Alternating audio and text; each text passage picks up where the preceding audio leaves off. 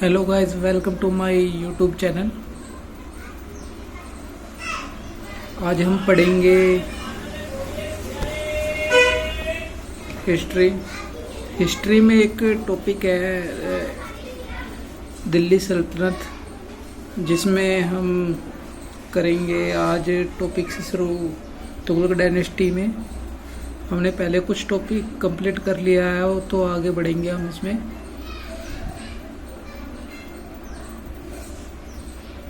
मोहम्मद बिन Tughlaq MBT। इसके कुछ decision थे जो फेलियर थे, वो पढ़ेंगे पहले। जैसे ये थे इनके डिसीजन जो फेलियर थे। इसने अपनी राजधानी दिल्ली से दौलताबाद स्थानांतरित की, ये इनका डिसीजन फेलियर था। कुसराना अभियान की विफलता, दोहा क्षेत्र में कर वृद्धि, एग्रीकल्चर डिपार्टमेंट में, जिसे दीन को कहा जाता।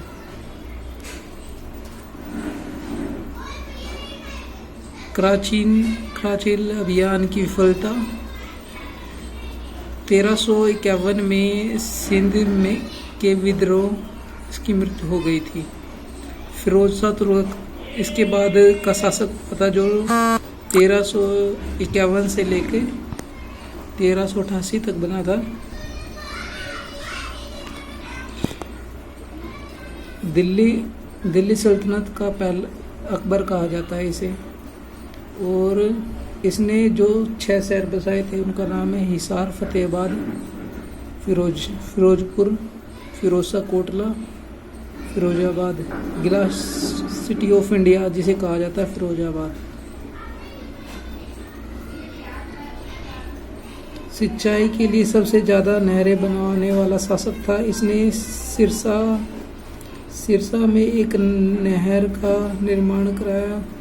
इसने 1200 बाग लगवाए। टोपरा से मेरठ स्तंभ को दिल्ली स्थानांतरित किया। इसके बाद ब्राह्मणों पर जजिया कर लगाया।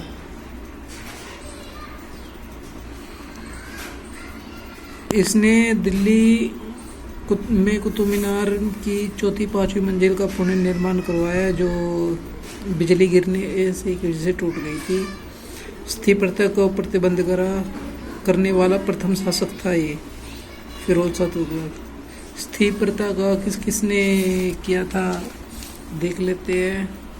फिरोज शाह तुगलक, अकबर और औरंगजेब ने, इन्होंने बंद करा था इसको। और लॉर्ड विलियम बेंटिक ने 1829 में, ये तो आपको पता ही होगा।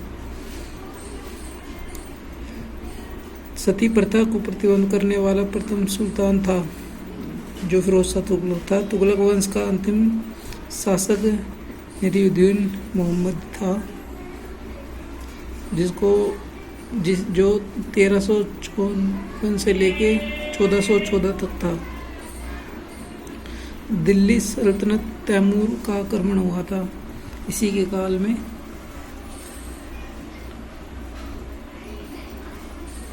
खिलजी खां के द्वारा नूर मोहम्मद को सिंहासन से हटाया गया, और जिसके भारत का प्रथम शिया वंश की स्थापना का खिलजी खां ने की थी। सैयद वंश, जो 1414 से लेके 1451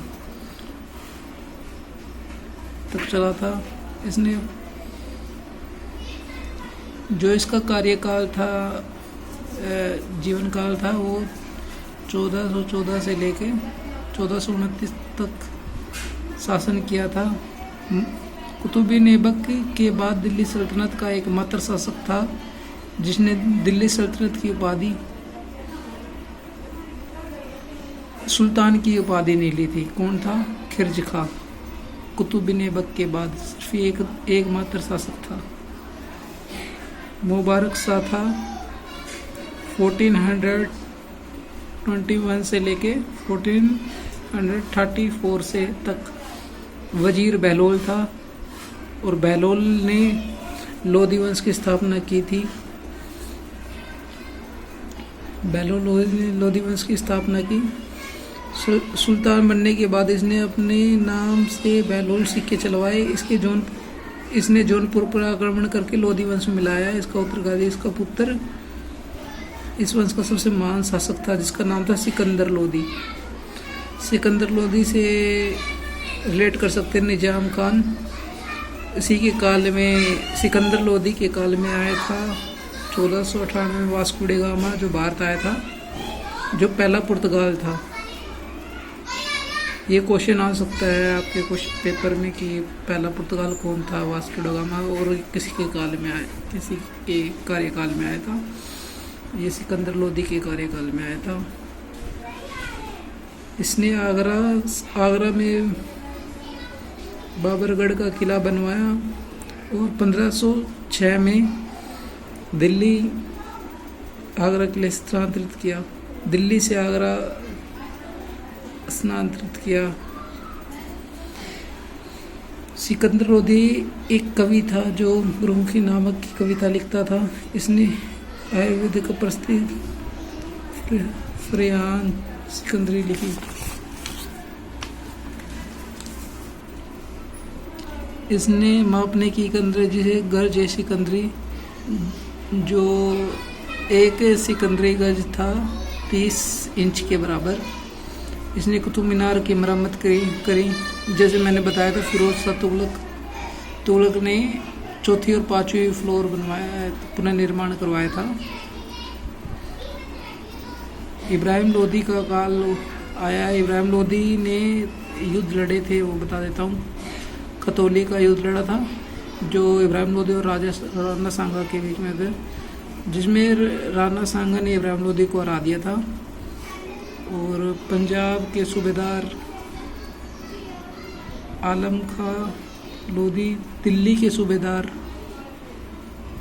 आलम खां लोधी जो दिल्ली के सूबेदार थे, भारत पर बाबर का आक्रमण हुआ 1519 में। 1526 में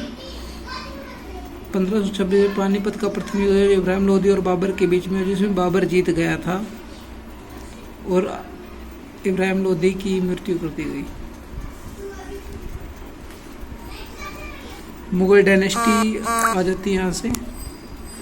मुगल डायनेस्टी दो पार्ट में डिवाइड है। एक 1526 से लेके 1707 से लेके और 1857 तक। 1857 का रिवोल्ट किसे याद है कमेंट में जरूर बताएं। बाबर लिख रखा है लेकिन बाबर है। बाबर अगली वीडियो में देखते हैं। और वीडियो देखने के लिए मेरे चैनल को सब्सक्राइब करिए।